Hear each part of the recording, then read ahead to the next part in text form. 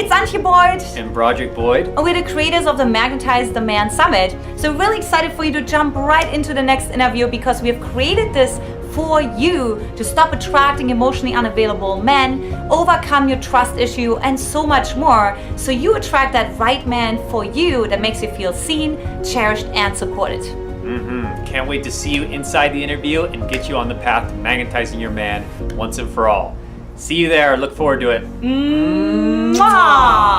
Hey, it's Antia Boyd, your fierce leader of the Magnetize the Man Summit, where single successful women crack the attraction code and live their happily ever after. And look, part of like living your happily ever after is really knowing how to be adored by a quality man, and also how to overcome your fears of like, if you have been hurt in the past, if you have been betrayed in the past, of course, to overcome that, because I get that you might have believed in a fairy tale and now you're like, well, Auntie, you have good saying, believing in a fairy tale, you know, it hadn't happened before. So we'll teach you today specifically, Ken Bechtel is going to do that, how to overcome that. So with that, welcome, Ken. Oh, Antia, it's great to be here. Thanks for having me. I'm super excited to have you and to hear really like a man voice speak to those women who, you know, just kind of learning still to navigate the conversation about trust around men, how to overcome, you know, their resentment towards men as well. So ladies, let me tell you why Ken can do this, okay? So he has shared for the last 20 plus years, he has shared his insights and amusement as a relationship mentor, speaker, and educator to help women get their needs met and be loved for all their unique beauty. I love that. As the creator of the Finding Success in Love program, he brings you the real story. There you go, ladies. So we want to listen from a man's perspective of what it takes to be adored by a great guy, like really that quality guy that you always talk about. He's also the creator and host of the wildly popular Speaking of Partnership podcast that is heard in over 100 countries around the world. Ken interviews the world's leading relationship experts so you can learn from their personal stories of partnership, failure, and success. So welcome, Ken. Yeah, no, thank you for that introduction. It's wonderful to be able to share with your audience. So Ken, I'm curious to hear, you know, why are you obviously very passionate about what you do? You have made already a lot of impact in single women's lives. And what has gotten you there? What has you get out of bed every morning and be like, this is what I love to do to make this happen in 100 countries plus? Well, that's a great question. And, you know, what started all this, well, it started when I was in fourth grade. I performed my first wedding in fourth grade on the playground with Jim and Mary, who came up and said, "You need to marry us." And I'd never been to a wedding, but somehow they thought I knew what I was doing. And so I performed their wedding.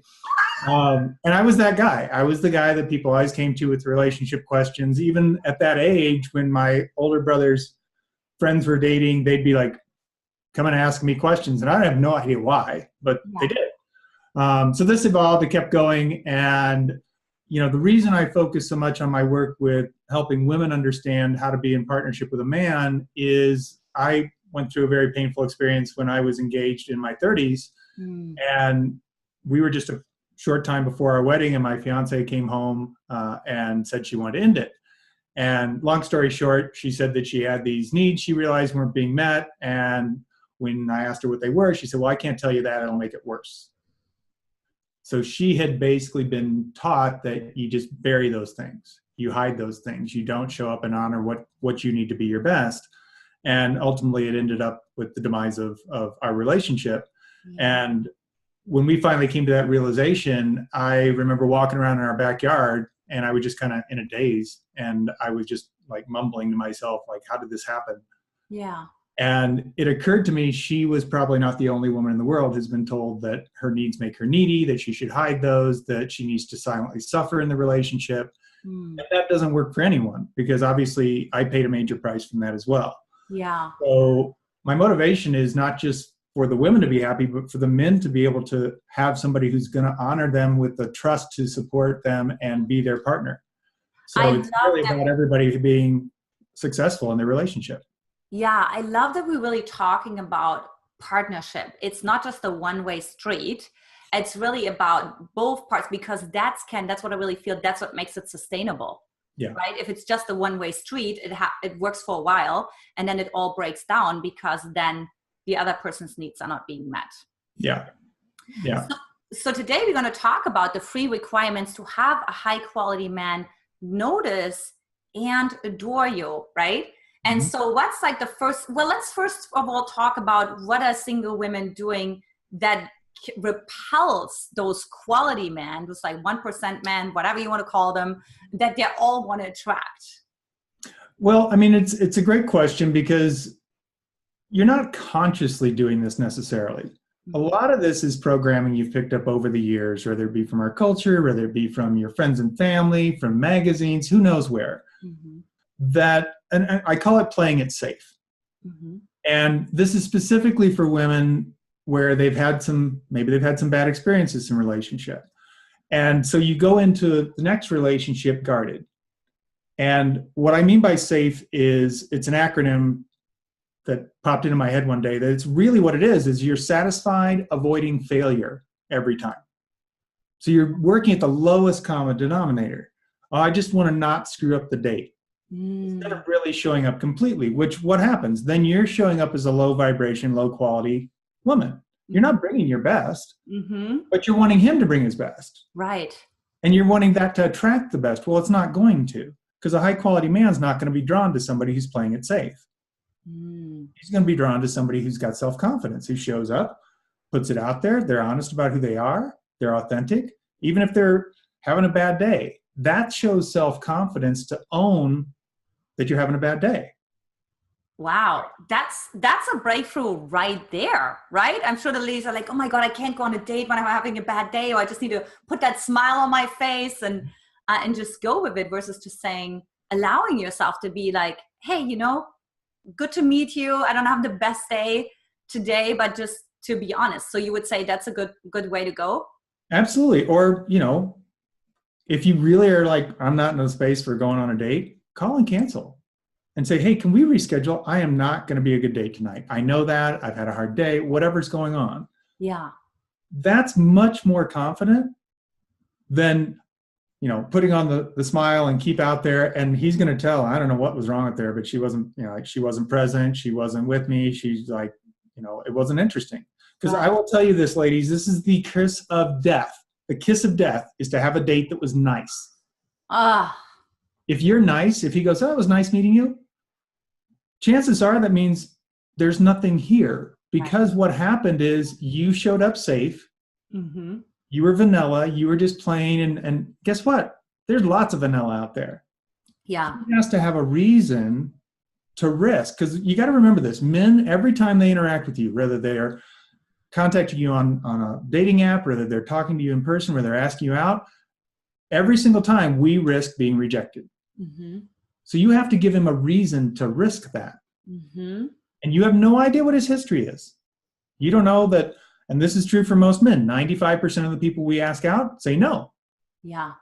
It's not everybody says yes. So we know there's a high likelihood this isn't going to be a go. So we've got to make sure that it's worth that risk for us. So if you're just showing up, oh, I'm just like everybody else. I had a woman I actually worked with who sent me her dating profile. We were working on her profile. And at the time, I could actually go behind it and see like how much activity she'd had, right? Right. In less than a year, 12,000 men had looked at her profile. That sounds like a lot to be. Less than 100 contacted her. So what happened? So I actually knew this woman before I started to work with her. So I knew who she was, right? She sent me her profile. I didn't know it was her. There was nothing interesting about her in there. All the cool stuff she did was hidden. Yeah. It's just the generic, I'm looking for this. I love to travel. I'm a successful businesswoman, blah, blah, blah. It was so freaking boring. Right. So 12,000 guys said, oh, wow, she's cute. They looked at it and went, nothing here. Next. Wow. This is what you're doing. Yeah. You're showing up as not anything special. He has no reason to risk. You've got to show up as yourself so he can go, wow. I quote unquote, she may be out of the, radius I normally would date. I'm still going to contact her. She's worth it. she'd be worth driving an hour and a half to go see. Wow. That's what you want to be inspiring, and you don't inspire it by playing it safe. And I love that you talk about that, Ken, because I always tell my women, you want to create like a state change so that the man feels different after he read your profile than he felt before.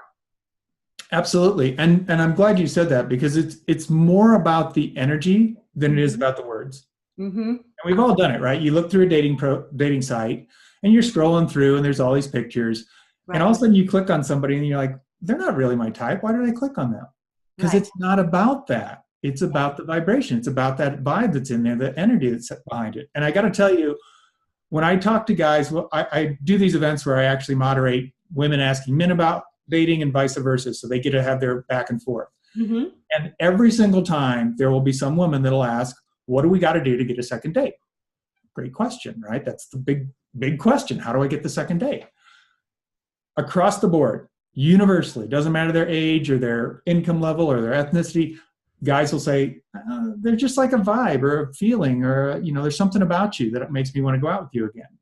And the women are pissed because they want to know what to do. What do I got to do? It's like nothing. You don't have to giggle. You don't have to touch his hand. You have to show up as you. You have to bring that forward. Think of the movie Something About Mary. Yes. The entire movie, there's all these men and they can't ever articulate what it is about her. Right. And it's different for all of them. Yeah. But they're, I don't know, they're just something about Mary. That's what it is. That's how we work. We don't know why. I can tell you as a professional, it's your life force. Yes. Your life force is what we're drawn to. We don't really know what it is. Most guys would never have heard that word. We can't get enough of it. So when you show up as your beautiful, creative, flowing, feminine self, he's just like, wow, who's like, I don't know why, like we had fun, but I want to see her again. Yeah. You want more of that life force. And how, you know, and it's almost like this mystery, right? Because like men have like a harder time to activate or to access.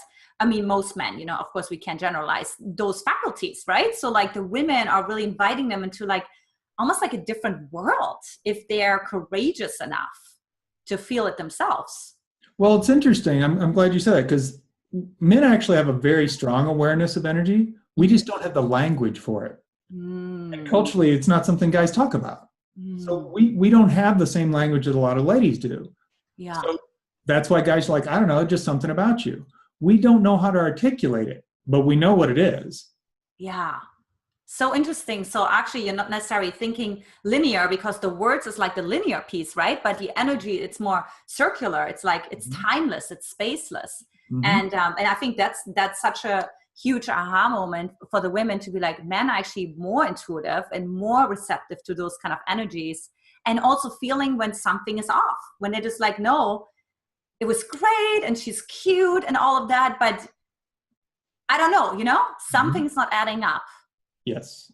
Yeah. It's really about your feelings. It's not about the forms. It's not about how tall he is or whatever. It's so funny. I just thought of this. I was talking with a client last week. He goes, Ken, you'd be so proud of me. I went out with this guy. He was 5'11".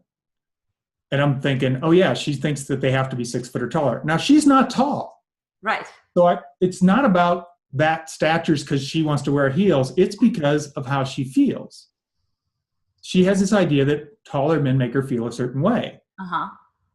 But did she? I'm like, how did you know he was 5'11"? Did you bring a measuring tape? Like, seriously, it's amazing. Like, could you literally tell that?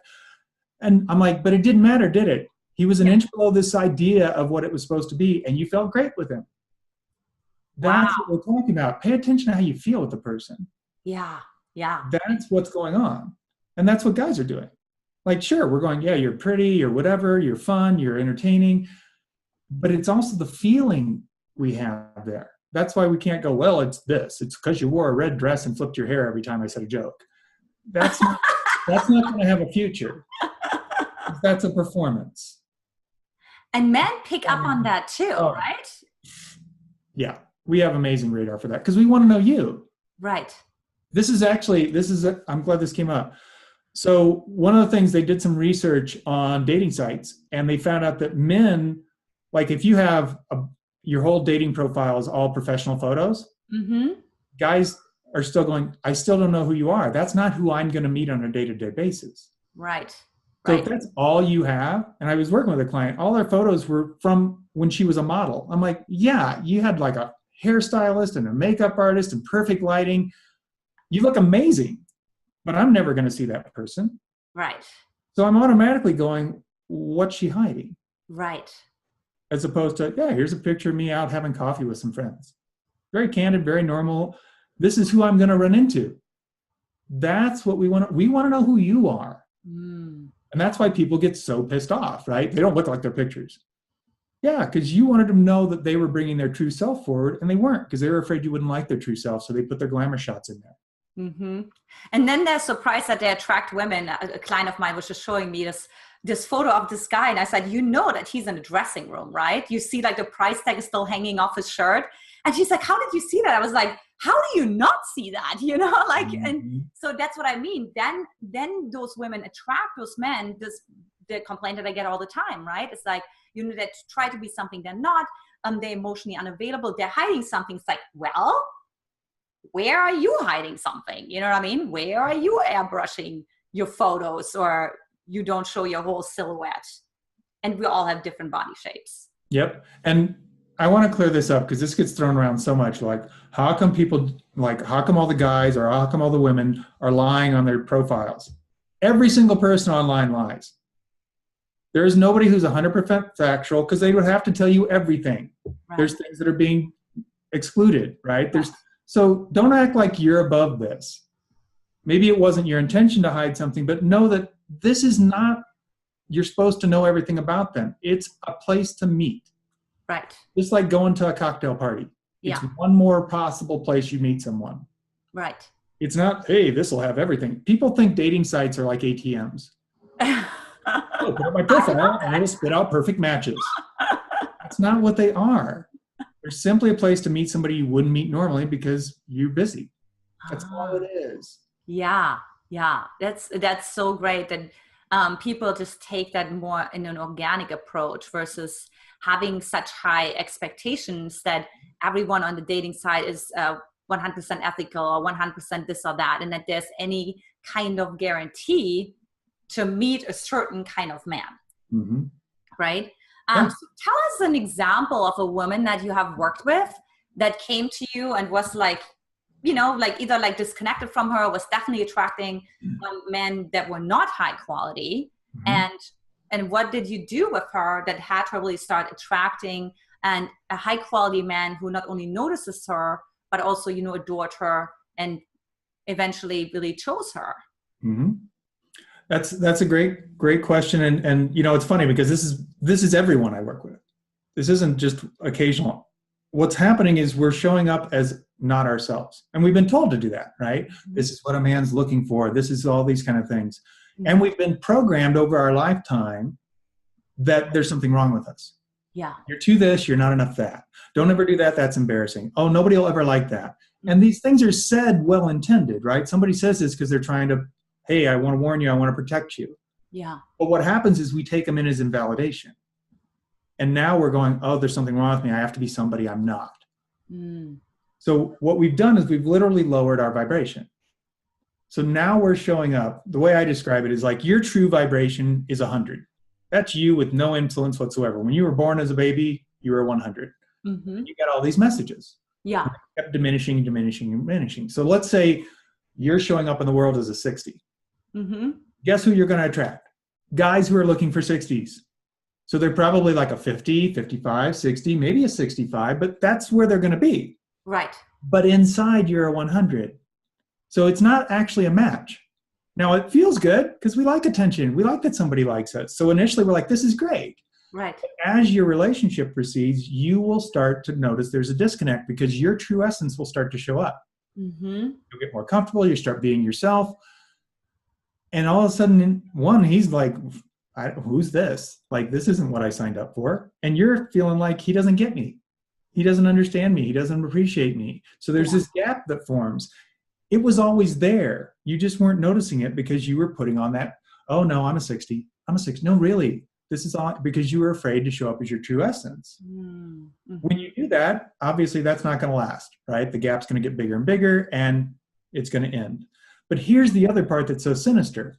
On the other side, so let's say you meet a man, you're 100 inside, but showing up as a 60, and you meet a guy who's clearly looking for a 100. And you're like, yes, finally, my match is here. And you're all excited, and he just moves on by.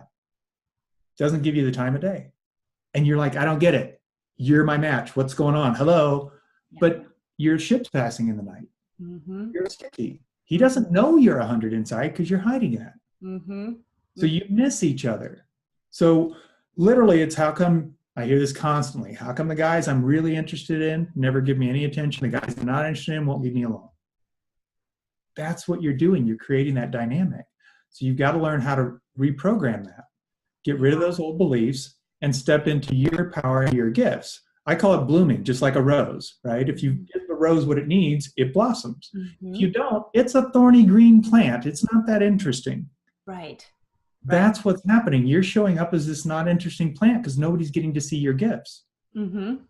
How many times did you walk down the street and somebody had rose bushes that hadn't bloomed and you stopped and appreciated them? But as soon as they bloom, you like literally stop in your tracks. Right. Right. This is what you have available to you if you know how to access it.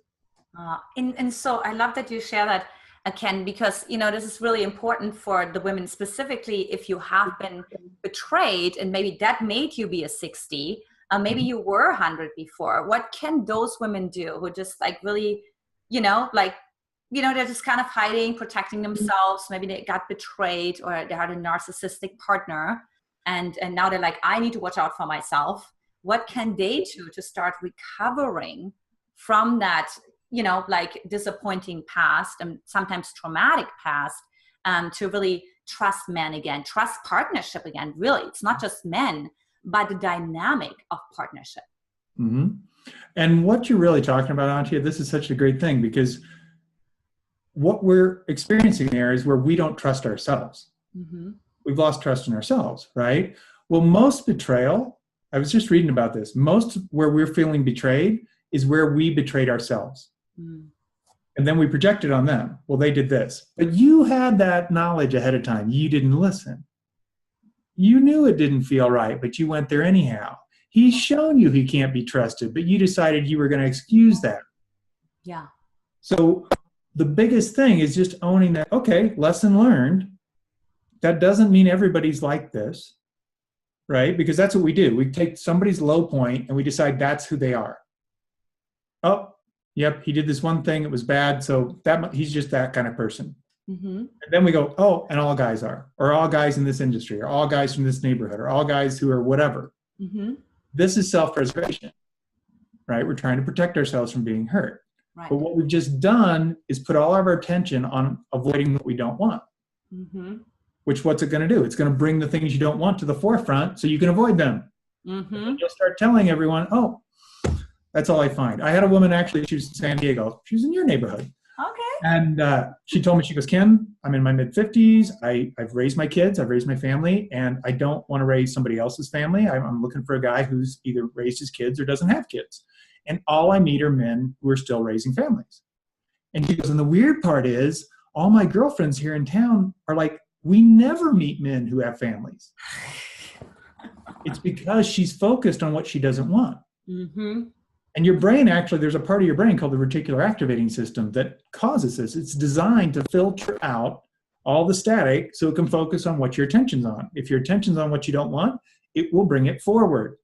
Right. Same part of your brain that when you decide you're going to buy a red car, you walk out the door the next day and swear there's 100 times more red cars on the road than there have ever been. Because that's what your attention was. So all of a sudden it filtered out all the static and went, notice the red cars? That's why it's doing that. So when you're focusing on what you don't want, you bring more of it into your world. Yeah, totally. You're so right about it. And then you also generalize. So all men are like that. It's always this way. Or you even delete, right? Where like women go to an event and then a month later it's like, hey, this guy says I was at the same event. I was like, I didn't see her because the brain literally didn't see him because she deleted it, right? Yeah. So what it is filters, right? Think of my hand as a filter, right? So let's say this filter says What's a quality that you would want to avoid, Antia? Let's say cheaters. Okay, so this says all men are cheaters. So now you're filtering, oh, they must be cheaters. What's another one? Unavailable. Unavailable. So how well can you see me right now?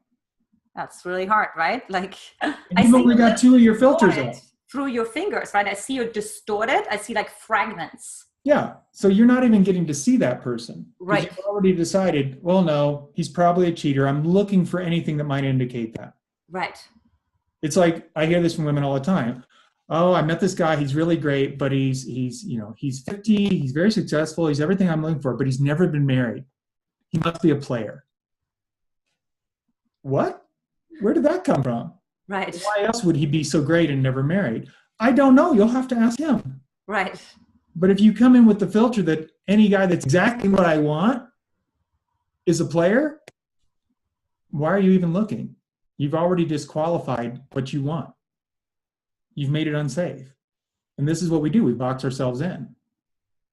I've worked with women that are, this is my favorite, when they go, like, they live in LA, they live in New York City, and they're like, there are no single men here. Mm-hmm. I'm like, Orange County, right? Orange it's County, like, that's absolutely impossible. No, you don't understand. I'm like, right. Yeah, are there people getting married every day? Yes. There are single people looking to get married in your town. Right. So clearly that's not a fact. It's your filter. Right. It's your opinion of the situation. Mm-hmm. That's where we create the pain. Yeah, totally. Totally. I really love that we talk about that, because that's also where the women want to be right? They're like, no, Antia, you don't get it. I'm over 50. You need to be 30 here. If you're over 40, it's all over. And I can give them one example after the other of women who are over 40 who live in LA, in Orange County or wherever, right? I mean, I lived everywhere, Ken, and I always see the same story. Even in Germany, I heard the same story. So I'm like, that's interesting. So nowhere in the world really are there quality men. Or they're like, I need to move. I need to move to Europe. That's where I'm going to find my man. I'm like, well, you take yourself with you, I'm just saying. Yeah. Well, and it's interesting too, right? Because, I mean, a lot of times we hit a threshold. I turned 40, I turned 50, I turned 60. Mm-hmm. I've had women say this to me, like, oh my gosh, it's going to get harder because that's harder to find somebody at that age, especially online. Right. Like, but what you have to realize is you just opened up a new door. Mm-hmm. Because there's people out there that I'm interested in, they've set their parameters, right? They're not looking for anyone less than 50. You just showed up on their radar. So here's men who are looking to find somebody that have never even known you existed because you finally fit in their criteria. Mm-hmm. You actually just opened the door. Yeah. It didn't close the door. Mm-hmm. It opened a door to guys who weren't on your radar before, and vice versa. They were never seeing you. Yeah. So we've got to get a hold of that. And it's funny because, you hear this, I'm sure, where people say, well, I'm so worried because he's younger than me and that's going to be an issue. I'm like, did you meet online? Yeah. Then he knows how old you are. Yes. He wouldn't have gone out with you if he did. I mean, if that was an issue that you think it is, he would have never talked to you. Yeah. So you're making it an issue of why this isn't going to work, as opposed to just letting it be what it is. Obviously, this wasn't a secret. It's published. It's up right there on your profile. There's no secret about your age. So why are you worried about your age? Right. Right. Don't make an issue that isn't there. It's again one of the filters, right? Totally. Mm-hmm. Totally. Mm-hmm. Yeah. Like, I really love that we talked so much about filters today and what to do to avoid them. And for the women who feel like, okay, we're like getting started somewhere, but I need to learn more from Ken and all the different distinctions. And so what do you have to offer for them to become more part of your world, Ken? Yeah, thank you. I think the best place is I put together an online training that's about the 6 myths that are actually holding you back. There's a lot of myths out there about dating and relationships that actually aren't serving you. Mm-hmm. And so what I went through is what I find to be the 6 biggest ones that have the biggest negative impact on you and what actually the truth is behind these myths. So it'll walk you through each one so you can see like, oh my gosh, I totally do that. That's exactly how I'm operating. Right. And then what would actually be the truth that's going to support you in getting where you want to go. Oh, that's so great. So it's like the filters, the myths. So ladies, you don't want to miss that. And the link to that is below. So you want to definitely find that out and learn more about Ken, because he has like a wealth of knowledge and just really understanding there's something really healing to come from a man's perspective and to hear how men think that allows you to remove all those filters that you had possibly for decades. Right? Awesome. Well, thank you so much for being on, Ken. And for the ladies, I'll talk to you next time. Was that absolutely delicious? We just love how every single expert has those juicy pieces of wisdom for you to enjoy. Look, if you want to own the entire Magnetize the Man series, we invite you to get our Magnetize the Man VIP All Access package. Not only will you own the entire video series, but also you will get our Magnetize the Man Masterclass that teaches you the 3-step formula, step by step, on how to attract the right man for you. You also get some other juicy secret trainings and a one-on-one call with me where we personalize your individual journey to attract that right man for you as soon as possible. So look, to get that, click the link below that says get access now, and you get it all. Own the entire series, including all the juicy bonuses, well worth over $1,400 for nearly the fraction of the cost. All right, we will see you in the next interview. See you soon. Bye. Bye. Mwah. Mwah.